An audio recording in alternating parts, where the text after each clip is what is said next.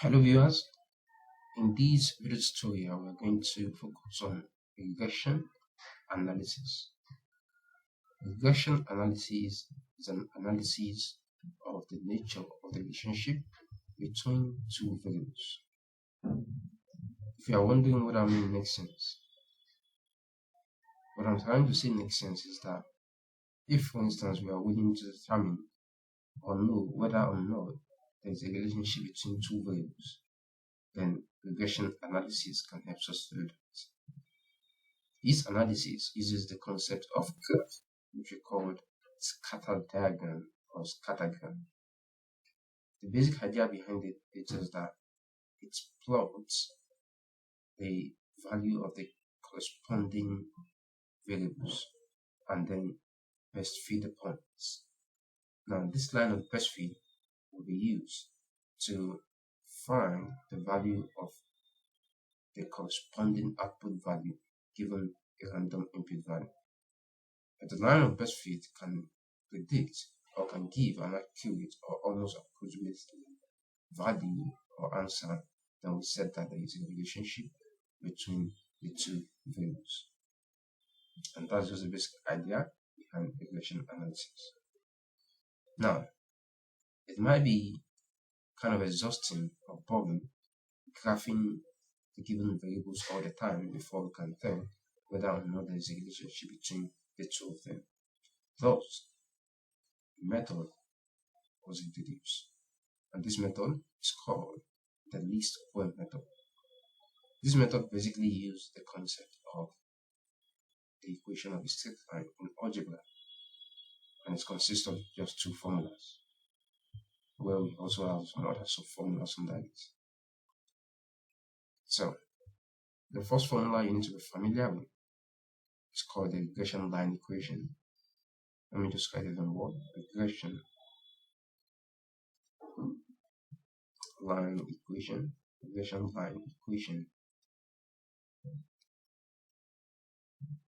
of y on x, and this is given as y minus y bar equals cxx or cxy divided by cxx and multiplied by x minus x bar. So this is the regression line equation of y on x. What this equation helps us to do is that it helps us to find what the corresponding output value y would be given a random input value without going through the process of graphing the values of the variables respectively. So later on in the video, I will explain what y bar, c sub xx and c sub yy and c sub xy is in xx. So just stick with the video and stay tuned. So we also have the second one, which is called the regression line equation of x and y, and it's kind of similar to this. It's just a change in position of variables, and this is expressed as x minus x bar equals to cxy divided by cyy multiplied by y minus y bar. Just make sure you know the difference between the two of the equation. It's just a change in position of variable. We do not make any one sort of formula. We don't isolate x minus x bar in the sign. Notice there's a change in variables here. Perfect. So what this second equation helps us to do is that it helps us to find what the corresponding input value would be given a random output value. Am I communicating? Perfect. Now this just helps us to find that we are just talking about that it helps us to find an input given output or output given input. We actually want to also know how this equation can help us to tell whether or not there is a relationship between two variables x and y. And when would that happen? Whenever what you have right here is 0. Most especially it is c sub xy that will be 0. You understand? So when 0 divide this, everything becomes 0. once c sub xy is equal to 0, then there is no relationship. Then there is no relationship. There is no relationship between the two variables. However, if c sub xy is not equal to 0, then there is a relationship. Let's just put that. There is a relationship between the two variables. So this is how the least square method actually helps us to evaluate that. Now, before we begin going into some examples problem, in statistics, there's another word used in place of the word relationship, and this is called correlation. Correlation is also a topic itself which we will later on discuss in another video tutorial. So when there is a relationship between two variables, then we said that the two variables are correlated. And when there's no relationship, we say they are not correlated. Now, sometimes you might want to be specific. You might want to know more about the relationship.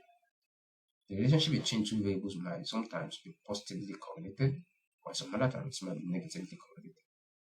So, when is the relationship said to be positively correlated, and when is it said to be negatively correlated? This simile square method can help you to do that.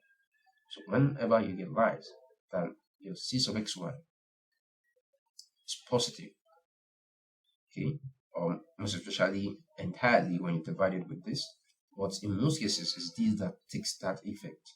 But let me combine everything. When c sub xy divided by c sub xx, when it is positive, then you have a positive correlation. And when c sub xy divided by c sub xx is negative, then you have a negative correlation. Same thing applies to c sub xy divided by c sub yy. Just take note that it's just a change in variable, you understand? So once it's negative correlation, that is, it has a negative slope. And once it is positive, it's a positive correlation, that is, it has a positive slope. Now, some problems might still be in visual illustration. So I'd like to show you graphically. Okay, the regression graph, the scatter diagram that represents a positive correlation usually looks like this, where we have the points to be increasing in value. Are we together? So most especially it looks like this, where the line of best fit would actually have a positive correlation. It actually has a positive slope, to say makes sense. And usually for the one that has a negative correlation, the output value will be reducing in value as the input value increases, or vice versa. So mostly it's going to look like this. So where the line of best fit would have a negative slope. So that's an illustration of the two of them graphically. So I hope you find this helpful. For better understanding, let's apply everything into an example problem. So here we are.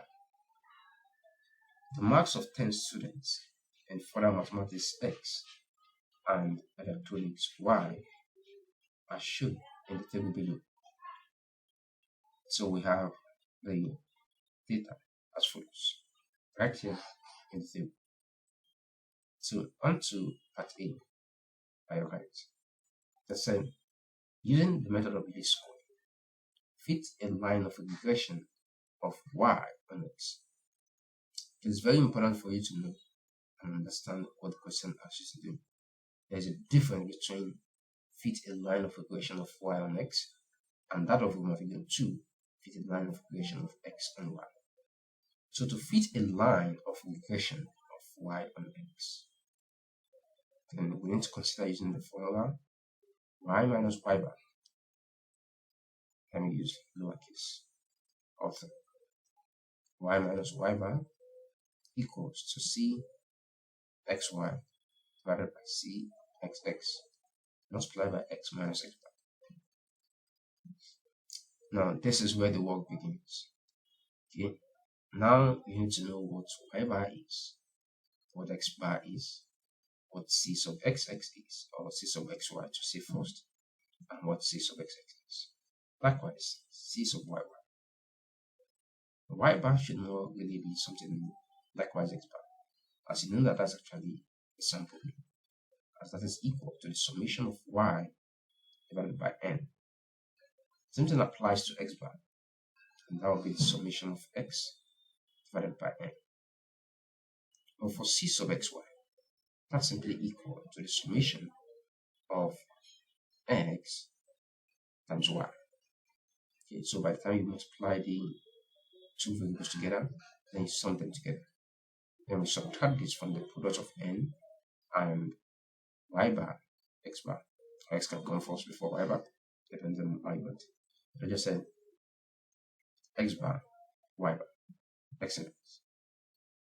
Now keep in mind, for those who might be curious, if you put y bar first before x bar, it doesn't mean we're actually multiplying them together. So the order does not really affect our final result. Is that taken? Perfect.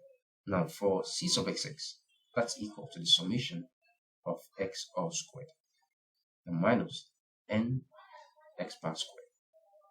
Okay, please note the difference. Then finally for c sub yy, that's equal to the summation of y squared minus ny bar squared. Is that okay? Perfect. Usually, I only master this one, yeah, because I can use it to tell the other two equations. Yeah. So once you know that c sub xy means the summation of the product of the two of them minus the product of the sample size and the mean of the two of them. Then for c sub xx, what I do is that I now see the opposing variable or the output variable y. I see it as x as well. So by the time I multiply them together, I have x squared, understand? And then this is still x. So you multiply them together, you have x bar squared. And that's how I easily used to collect the equations. So you can just find what works best for you, so you can always remember and easily recall those equations. So it means we need all these values before we can find any of them, before we can now answer the question fitting the line of regression of y and x. So we actually need the table, so we can put it somewhere around there. I don't want to get rid of the formulas for now. Yeah, so that by the time we need to use it again, we'll need to rewrite it. So this can be our x, this can be our y, and we need x squared, we need y squared, we need xy. What other do we need? That's all for now. Okay, perfect. So therefore, from back to the ruler, we have x, y, x squared, y squared, and xy. Excellent. Now, the value of n is the sample size. Okay, you basically want to count the amount of students in the class or in the school. So if you count each of these 1, 2, 3, 4, 5, 6, 7, 8, 9, 10. So it means the value of n is equal to 10. Let me highlight that in red. N is equal to 10. And in fact, it was even given in the question that we have 10 students. So that's a sample size. Am I communicating? Perfect. You know, the problem is actually emphasizing and contemplating, typically showing the relationship between the scores of students in the two subjects, further mathematics and electronics. Excellent. So let's have the values of x. So we have 2, 3, 5, 6, 7, 8, 9, 10, 11, and 14. Well, just do like that. Now, for the corresponding values of y, we have 3, 2, 5, 4, 6, 8, 7, 9. Okay, 9 is under 10. Then write it properly. 9, then 11 we have 11 and I, and 14 we have 12 and I. Excuse me. So now we need to square it. And now we need to go to our calculator. So 2 squared is 4, 3 squared is 9, 5 squared is 25, 6 squared is 36, 7 squared is 49, 8 squared is 64, 9 squared is 81, 10 squared is 100, 11 squared is 121, and 14 squared is 196. Okay, now on to y squared. 3 squared is 9, 2 squared is 4, 5 squared is 25, 4 squared is 16, 6 squared is 36, 8 squared is 64, 7 squared is 49, 9 squared is 81, 11 squared is 121, and finally 12 squared is 144. Perfect. Now the product of x and y. Okay, perfect. So 2 times 3 is 6.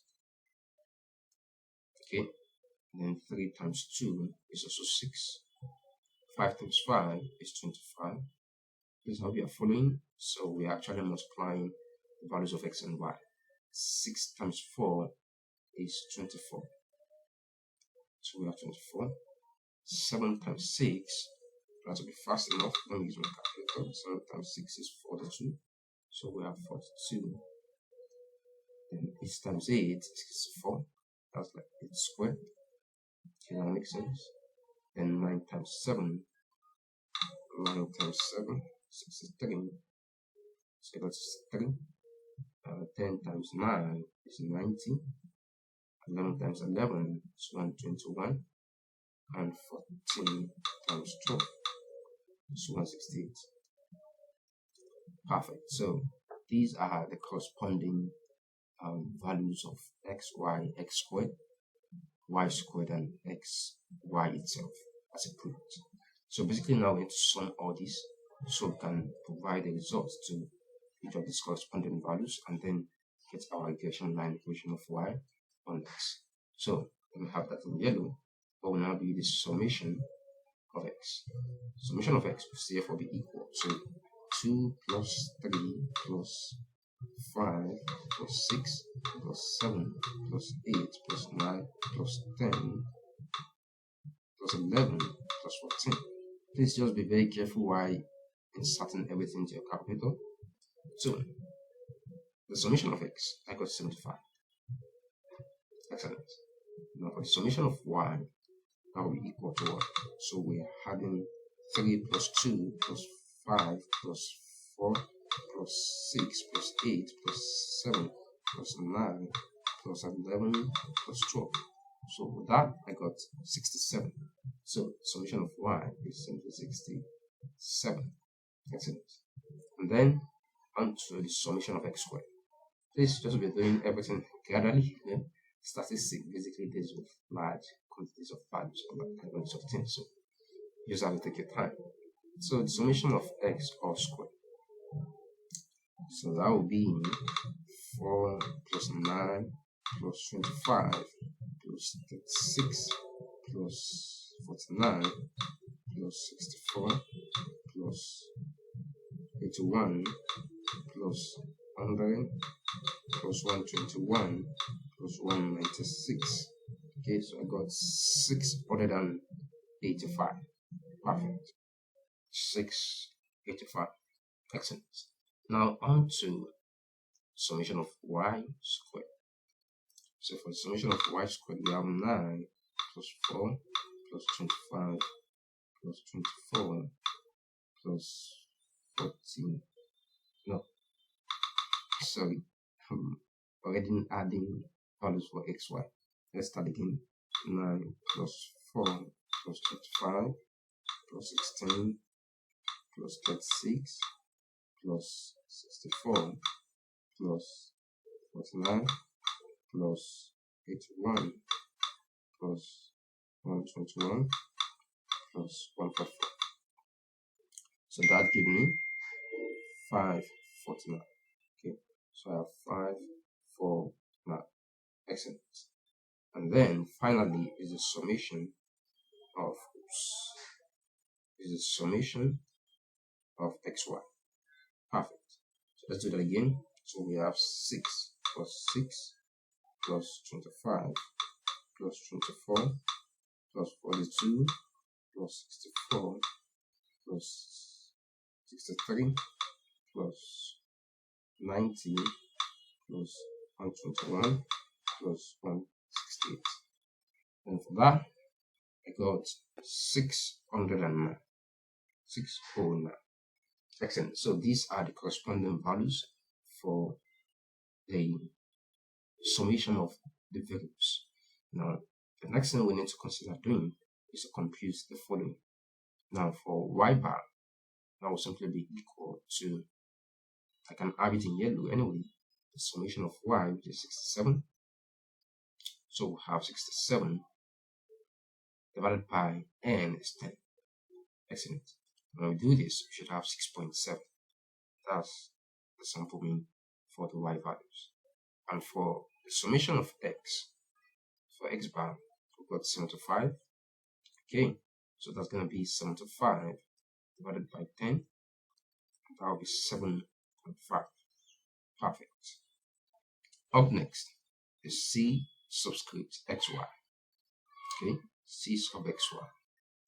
Basically, we need to subtract the product of the sample size and the two mean, and we need to subtract from the summation of xy. We have the summation of xy already at 609. So let's do n times x bar y bar. Let's just put it here. So c sub xx now be equal to the summation of xy is 609. We have it right here. So 609 minus n times x bar y bar. That's, let's put in the bracket, 10 times x bar is 7.5, y bar is 6.7. Excellent. Those the c sub xx will therefore be equal to, so hold on, type into calculator, 10 times 7.5 times 6.7.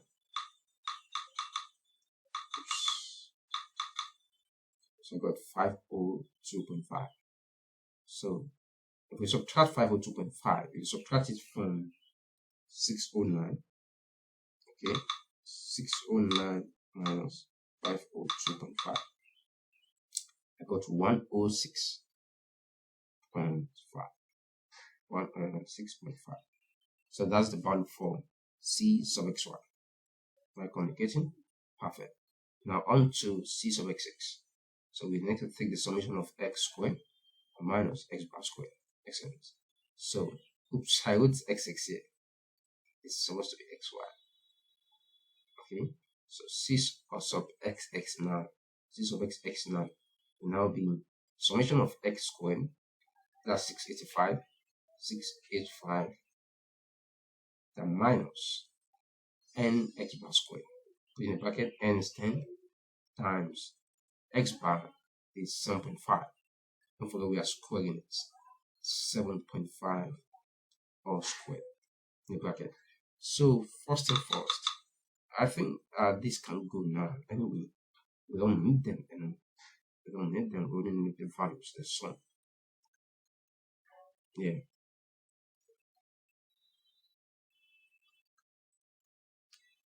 So 6c sub xx.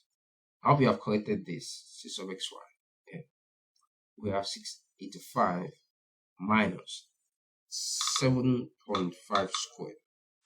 So I got 56.25 minus 10 times 56.25. That will be equal to 685 minus 10 times 56.25 should be 562.5. Okay, so multiply by 10, that's 562.5. 562.5. And we are subtracting it from 685. Okay, so 685 minus answer. And I got 22.5. So that is C subscript XX. C subscript XX. Now we have 122.5.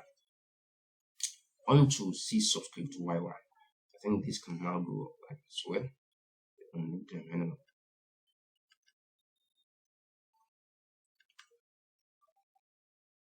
Perfect. So C subscript YY, that's equal to the summation of Y squared. That's 549. So we have 549 minus n times y bar squared, 10 times 6.7 squared. Okay, I put it in the parentheses now. That's fine. If you don't put it, it's okay. Alright, so that's equal to 549 minus 10 times 6.7 squared, 6.7 all squared, 44.89, 44.89. And we multiply that by 10, we should have 448.9. That's equal to 549 minus 448.9. Excellent. So let's do that. Let's do the math.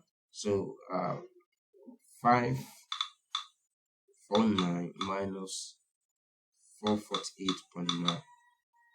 Okay, I got 100.1. So that's C sub YY. That's equal to 100.1. Excellent. And this is enough for us to be able to best fit the line of regression of Y on X. So now we can answer the question. This can go. Thank you for your time. Sorry, we don't need you anymore. This can also go. Or this can leave as well. Excellent. Thus, the line of regression of Y on X would be Y minus Y bar 6.7. 6.7, and that's going to be equal to C subscript XY, C sub XY, excuse me, that's 106.5, 106.5 divided by C subscript XX, that's 122.5, 122.5, and this is multiplied by X minus X bar is 1, 7.5. Excellent. So we have 7.5. Then we have Y. We need to isolate Y because we need to get a straight line equation usually. So 106.5. So let me divide that. 106.5 divided by 122.5. So I got 0.869 multiplied by X minus 7.5. And let me take this to this other side. Alright. Then I have plus 6.7. And Y would be, so let's expand the bracket. This should multiply this. This should multiply this. So we should have 0.869 times X. That's a 3 decimal place. 0.869X. Then minus 0.869 times 869 times 7.5. 7.5, that's 6.512. 6.51, okay, 5175. I just said 518, 3 decimal place. Then we can add 6.7. Okay, perfect. Then finally we should have Y to be equal to 0.869X. Then let's add this together. Minus 6.518 plus 6.7. Okay, it's just like 6.7 minus 6.518. 6.518. So that's 0.12 plus 0.182. So when you type this in your calculator, you should have 0.182. And this is our final answer. That is the regression line equation of Y on X. This equation can help us to get the corresponding value of Y given the value of X. Am I communicating? Perfect. onto whom have we got 2. So we should fit a line of regression of x and y. So thus we need to compute x minus x bar equals to c sub xy divided by c sub yy multiplied by y minus y bar. Aha, perfect. So this can go anyway. Yeah, we can just have this there. So we can have, let me have it in red so it will mix up of green. So we should have x minus x bar still remain its value 7.5. That's equal to c sub xy that also remain 106.5 divided by c sub yy 100.1 and multiply by y minus y bar remaining 6.7. Okay, 6.7. Excellent. So just like before, let's divide and get the final answer. 106.5 divided by 100.1, we got 1.06. So I have x minus 7.5 equals 1.06. Let's say 0.64. So 3 decimal place 0.64. Then multiply by y minus 6.7. And just like before, the 7.5 can come and then we expand the bracket. So we have x equals to 1.064 times y and again times 6.7. That will be 1.064 y, 1.064 y, then 1.064 times 7. 1.064 times 7. That's 7.43. Okay, 7.43 to minus 7.434. The 3 decimal place. Yeah. 7.434. Perfect. Did I get this? Hold on. I think 1.064. Something else I even typed.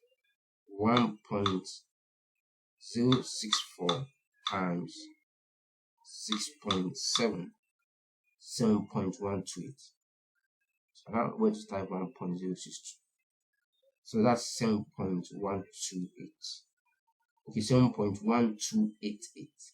So the 3 decimal places can be 7.129. 7.129. Aha, excellent. Then this minus 7.5 that is coming all the way over there as minus or plus 7.5. Perfect. So I have x to be equal to 1.064y. So minus 7.129 plus 7.5. Minus 7.129 plus 7.5. 0.37. So I have plus 0.37.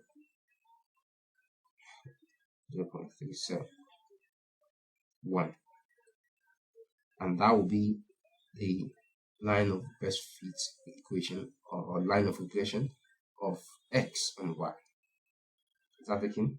So these 2 equations can actually help us to get, this one can help us to get the value of x given the value of y. This can also help us to get the value of y given the value of x.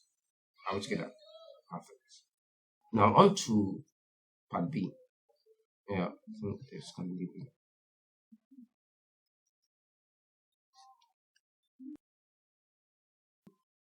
Part B says that find y when x is 12. So when x is 12, we want to find y. So we are basically using this one. Okay. So thus y would be equal to, let me have it in yellow, similar color. So y would be equal to 0.869 times x is 12. 12, this is 12. It's given in the equation. Times 12 plus 0.182. So that will be 0.869 times 12. 0.869 times 12 10.428. Let me just add it directly, plus 0.182. So I got 10.61. Final answer, 10.61. That is the corresponding value of y given the value of x. Are we together? Excellent. Now, the second part, we have got 2. Find x when y is 10. Find x when y is 10. We are using this one. Okay, we need the value of x when y is 10. Thus, x would be equal to 1.064 times 10 plus 0.371. So 1.064 times 10, 10.64, straightforward addition, plus 0.371. And I got 11.011. 11.011. Well, can you say the 11 approximately? So that's our final answer. This is how you can easily actually find the lines of regression of either x on y or y on x.